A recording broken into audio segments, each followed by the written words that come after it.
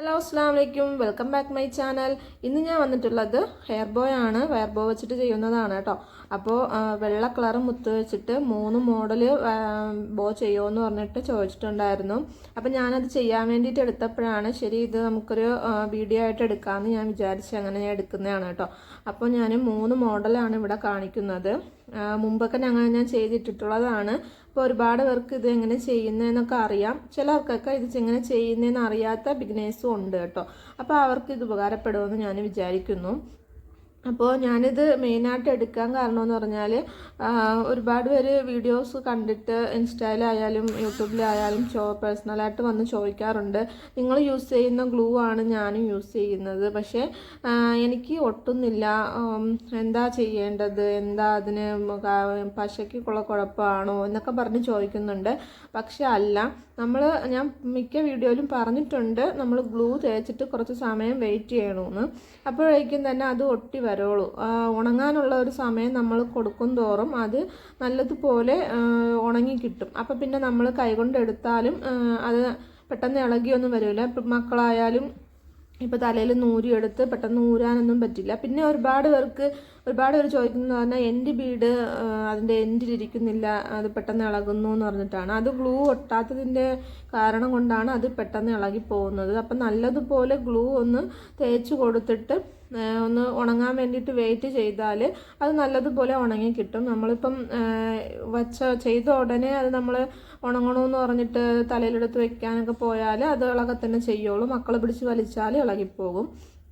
അപ്പോൾ ഞാനിപ്പോൾ പറഞ്ഞു വന്നതെന്ന് പറഞ്ഞാൽ ഗ്ലൂ നല്ലതുപോലെ തേച്ചതിന് ശേഷം അതിനുള്ള സമയം നമ്മൾ കൊടുത്തേ പറ്റൂ.